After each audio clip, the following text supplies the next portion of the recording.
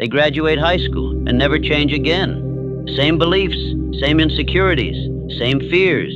Years pass, jobs change, relationships shift.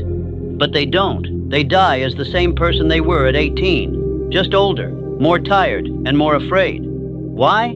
Because transformation isn't automatic. It doesn't come with time, it comes with truth, and most people spend their whole lives avoiding it. In this video, we're going to expose why most people stop evolving after 18 and how you can break free from the loop. Because if you don't actively transform, you unconsciously repeat. At 18, you're not trying to become enlightened. You're just trying to make it through. You're navigating social pressure, trying to be liked. You're balancing school demands, parental expectations, the chaos of your own emotions. You're learning who to be around others, how to act, how to dress, what to say, just to be safe or accepted, or in many cases, just invisible. And so you create a version of yourself that works. Maybe you become the funny one to deflect judgment. Maybe you become the quiet one so no one notices you. Maybe you become the overachiever so you're never questioned, never doubted. You pick an identity that protects you and it works, so you keep it. The problem? That identity was built for survival, not growth. Fast forward 10, 20, even 30 years, and many people are still operating on that same script. Same defenses, same fears, same default reactions. They're still avoiding conflict, overthinking every word, afraid to be misunderstood, terrified to fail.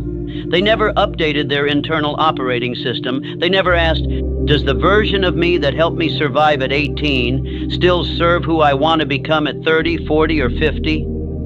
Because here's the truth. Just because something helped you survive doesn't mean it will help you evolve. Survival patterns are like emergency tools. You use them when you're under threat. But most people keep using them even when the threat is gone. They confuse not drowning with learning to swim. They confuse coping with changing. They confuse being functional with being fulfilled. And because of that, they stop growing. They protect who they were instead of becoming who they could be. Growth is different. Growth asks uncomfortable questions. Why do I keep shutting down when I feel criticized? Why do I say yes when I mean no? Why do I keep chasing approval from people I don't even respect? Growth doesn't let you hide behind your teenage defense mechanisms. It forces you to examine them, grieve them, and, if necessary, let them go. So here's the challenge. Don't confuse the version of you that kept you alive with the version of you that will help you thrive. Survival helped you get here, but if you want to grow, you have to outgrow.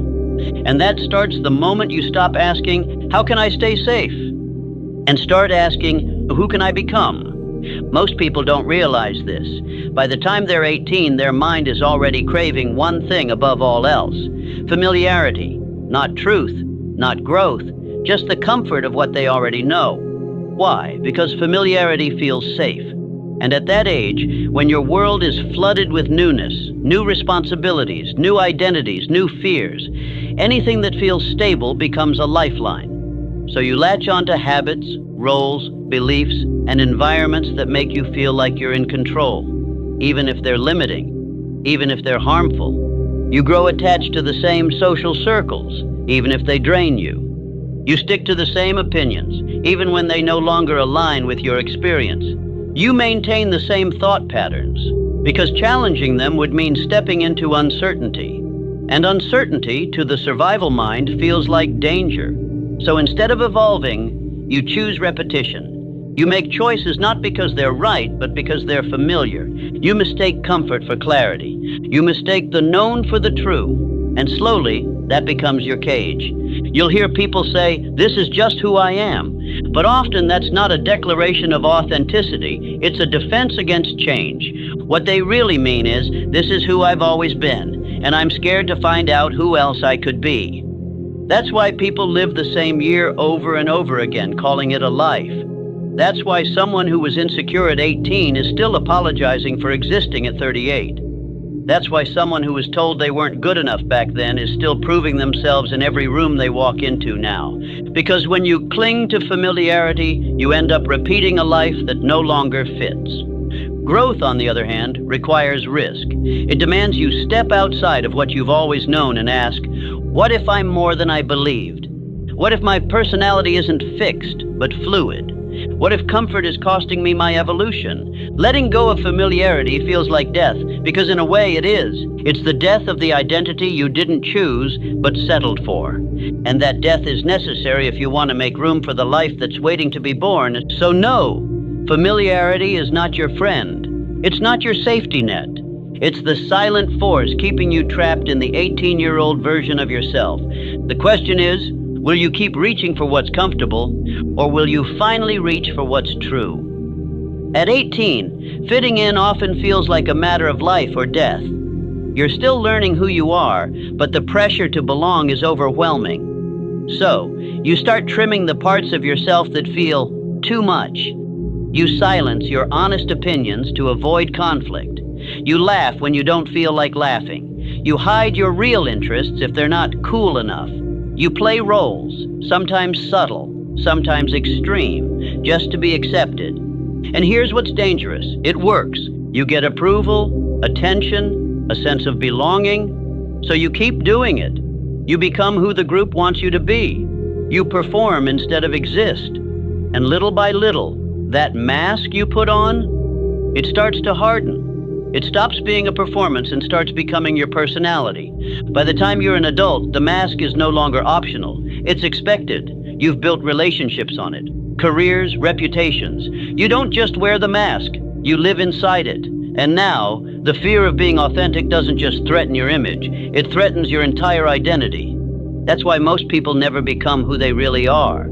They stay trapped in the version of themselves they curated for approval in high school. Because telling the truth now, being real now, would mean admitting, the life I built wasn't built for the real me. It was built for the acceptable me. And that is terrifying. So what do most people do? They double down, they suppress, they avoid deep conversations. They keep the peace instead of speaking truth. They fit in until the day they die, still wondering why nothing ever felt real. But here's the paradox.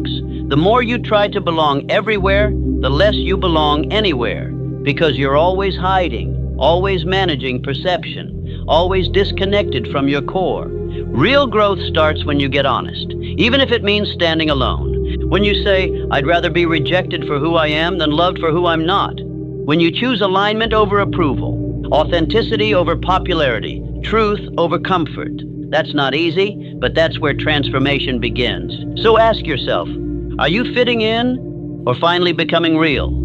By 18, most people have been thoroughly trained to value one thing above all else, intellect. Memorize the facts, score high on the test, follow instructions, repeat what you're told. Do all that well and you're rewarded. Grades, praise, validation. The system teaches you that intelligence is the ultimate virtue. But here's the problem. Intelligence isn't the same as wisdom. Intelligence can solve equations, write essays, and recite information. Wisdom questions the source of that information. Wisdom reflects. It sees beyond the surface. It connects the dots of lived experience. It asks, why does this matter? Who benefits from this belief? What am I missing? And most people never learn how to do that. And by the time they leave school, many are intellectually smart, but emotionally underdeveloped. They know how to calculate, but not how to connect. They can explain political theories, but not how to regulate their own nervous system. They can build arguments, but can't sit with their own discomfort long enough to learn something real about themselves. So what happens? They grow older, but not deeper. They get better at arguing, but not at listening. They get better at proving others wrong, but not at healing what's wrong within. And worse, they become convinced they don't need to change because they're smart. They've read the books, they know the science, they follow the news. But knowing things isn't the same as knowing yourself. Wisdom is humble. Wisdom is born from pain, not performance. Wisdom shows up in the dark night of the soul, not on a multiple choice exam. It's when you've been broken and still chose to stay open. When you've been wrong and chose to learn instead of defend. That's the real tragedy. Most people stop at intelligence because it's enough to get by in the world. It earns them money, status, even admiration. But deep down, they feel hollow, conflicted, unfulfilled. Because wisdom, the kind that brings peace, direction, and wholeness, requires inner work. And they were never taught how to do that. So they stay the same person they were at 18, smart, capable, but unexamined.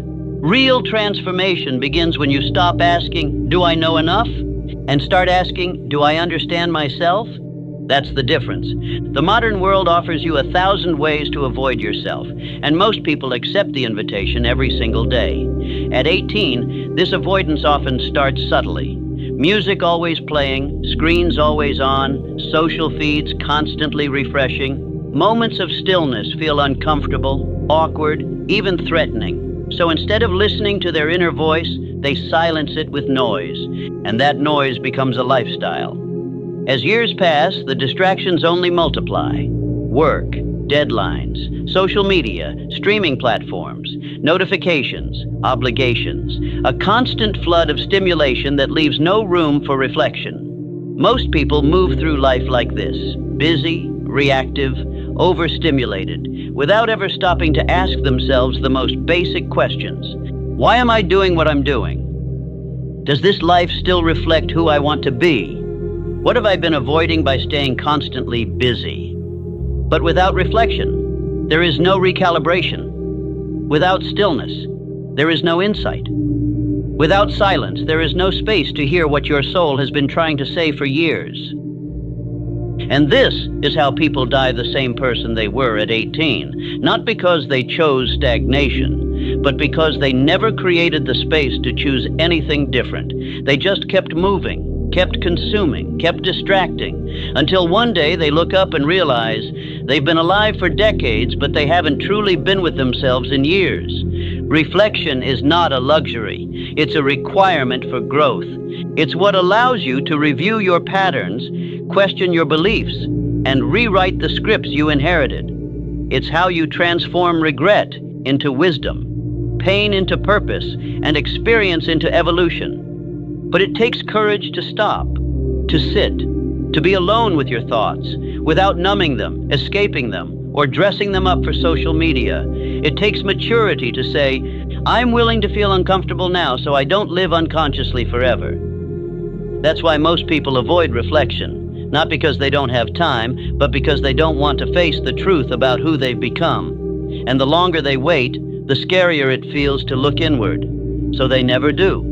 They drown in distraction and never realize they were the ocean all along. By 18, you're already carrying a suitcase packed with beliefs, many of which aren't yours. They come from your parents, your teachers, your culture, your religion, your environment. You absorb them not through conscious choice, but through repetition, emotion, and survival.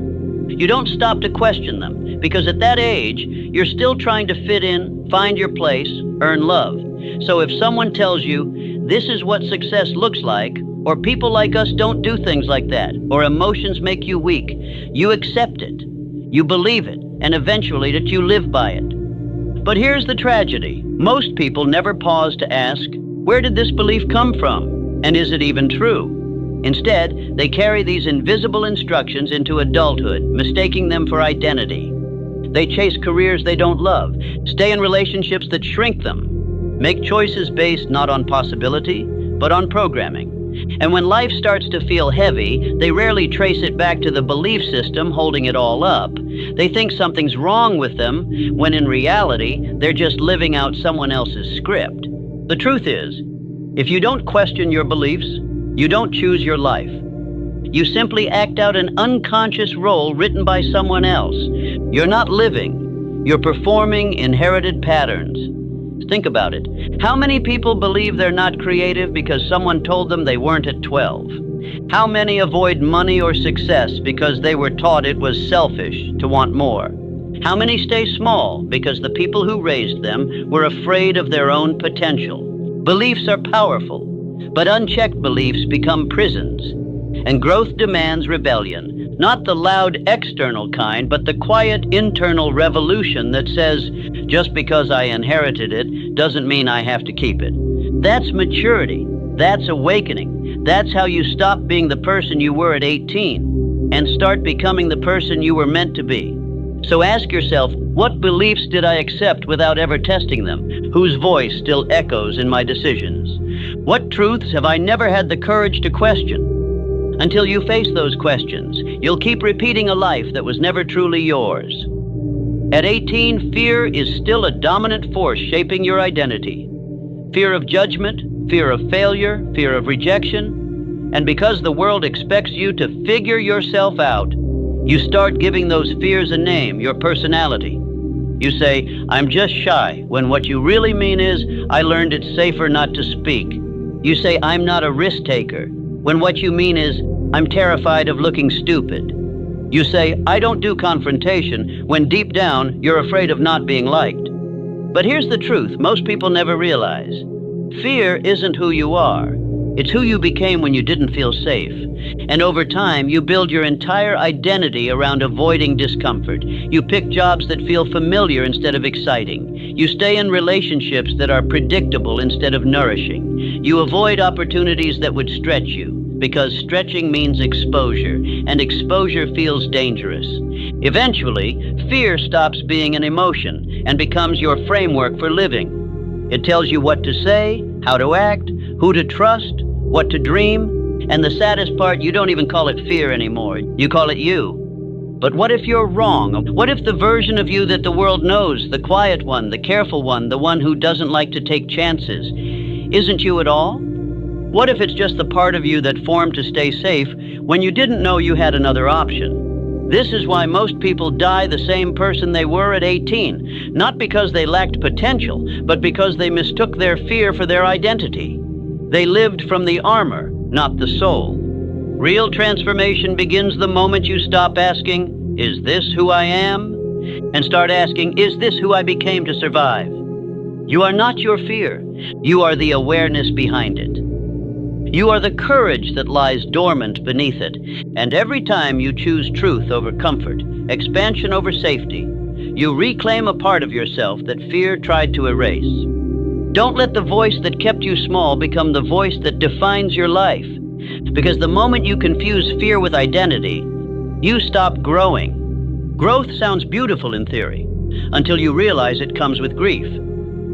Most people think personal evolution is all about gaining things, confidence, clarity, strength, and it is. But they forget the other side of growth, the part no one teaches you how to face. You have to let go of who you once were, and that feels like a death. You have to let go of the version of you who was just trying to survive.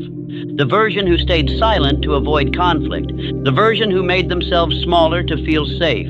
The version who sacrificed authenticity for approval. And even though that version may have been built on fear or pain, it still protected you. It carried you through dark times. It helped you belong, stay afloat, feel loved. So letting go of it doesn't just feel hard, it feels wrong. It feels like betraying the only self you've ever known. That's why most people stop evolving. Not because they don't want to grow, but because they don't know how to grieve the person they outgrew.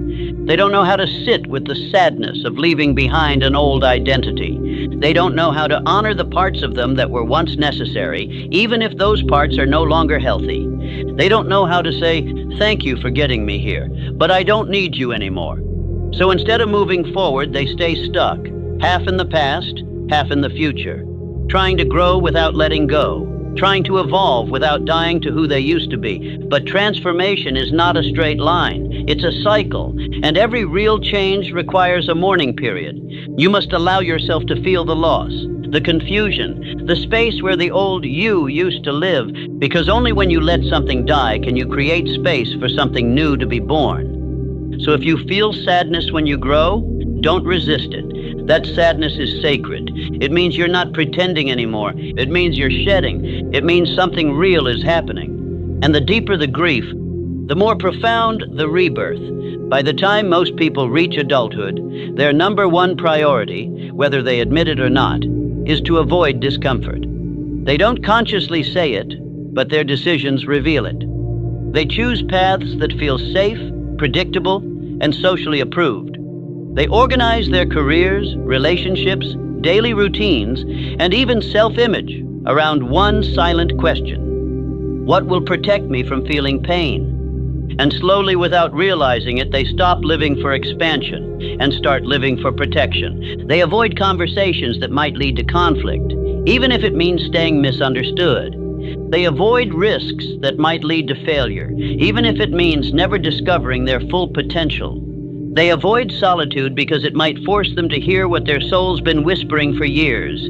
They choose comfort zones and then build entire lives inside them. But here's the paradox. The more you design your life to avoid discomfort, the smaller that life becomes. Your world shrinks, your relationships become shallow, your dreams get dusty, and worst of all, you stop evolving, because growth only happens in discomfort. Discomfort is the gym where your mind, spirit, and character are strengthened. It's where you meet your limits and break them, where you face your wounds and heal them, where you confront your fears and outgrow them. And yet, because discomfort often comes wrapped in anxiety, awkwardness, or uncertainty, most people never unwrap it. They assume that discomfort is a signal to stop, but the truth is, it's almost always a signal to lean in. So many stay stuck in who they were at 18, not because they lack ambition or intelligence, but because they've mistaken comfort for peace and safety for purpose. But comfort isn't always safe. And growth isn't always easy. The life you want, the you could become, it's waiting on the other side of the thing you're avoiding. Every version of you that exists beyond today will only arrive through discomfort, through that awkward first conversation, that scary first step, that painful goodbye, that honest moment with yourself. Most people die having never met who they could have become, because they spent their entire life avoiding the one thing that could have set them free. The willingness to be uncomfortable. Most people never outgrow the invisible authority figures of their youth. At 18, you're used to being told what's allowed, what's acceptable, what's right. Parents, teachers, coaches, systems, they give you rules, structure, validation, and over time you internalize something dangerous. I can only move when someone gives me permission. Years pass. You become an adult. But that childlike programming remains. You wait for permission to chase your dream until someone says it's a good idea. You wait for permission to leave a toxic situation until others agree it's bad enough. You wait for permission to be yourself until someone validates that it's okay. You wait for approval, applause, encouragement, and life quietly slips by. Here's the truth. No one is coming to give you permission. Not your parents, not society, not your partner, not even your past self. You're the adult now, the gatekeeper, the author, the architect. And yet so many never step fully into that role because waiting is easier than risking. Waiting feels safe. It gives you an excuse. You can say, I would have done it if someone had just believed in me. But that belief has to come from you, because the longer you wait, the harder it becomes to distinguish your desire from your doubt. What you're really waiting for isn't permission. It's certainty. You want to know it'll work, that you won't fail, that people will understand. But that's not how evolution works. Growth requires you to leap before the bridge appears. And yes, it's terrifying, it's vulnerable, but it's also liberating. Because once you realize that you don't need permission to become yourself, everything changes. The doors you thought were locked were never locked at all. You were just waiting for someone to turn the handle for you. The truth is, you're already allowed. You're allowed to evolve. You're allowed to choose differently. You're allowed to dream bigger, speak louder, live freer. You always were. But until you stop waiting and start claiming, you'll stay frozen in who you were when you first started waiting. And that's how most people die the same person they were at 18. Not because they didn't want more, but because they kept waiting for a yes that was always theirs to give. Most people don't stay the same because they're lazy. They stay the same because it's easier to remain familiar than it is to confront the unknown. It's easier to keep playing the character than to rewrite the story. It's easier to carry the pain than to break the pattern. But here's what you need to understand. You are not locked into the person you were at 18. You're not bound by old beliefs, outdated fears, or childhood survival strategies. You're not stuck unless you choose to be. Yes, change is uncomfortable. Yes, it costs you the comfort of certainty. Yes, it may mean leaving behind parts of yourself that once kept you safe, but the cost of not changing is your life, a soul unlived, a mind underused, a version of you that dies with your potential still inside it. So stop asking, who am I to change? Start asking, who am I if I don't? You don't need a breakdown to begin. You don't need everyone to understand. You don't need the perfect timing, plan, or permission. You just need one moment of clarity, one moment where you decide, I will not live this life on autopilot. I will not die a stranger to myself, because you were never meant to stay the same. You were meant to evolve, again and again and again, until every layer that's not truly you has been shed, and what's left is something real, something whole, something free, the version of you who's waiting on the other side of fear, grief, discomfort, and doubt. They're not a fantasy. They're you, fully realized.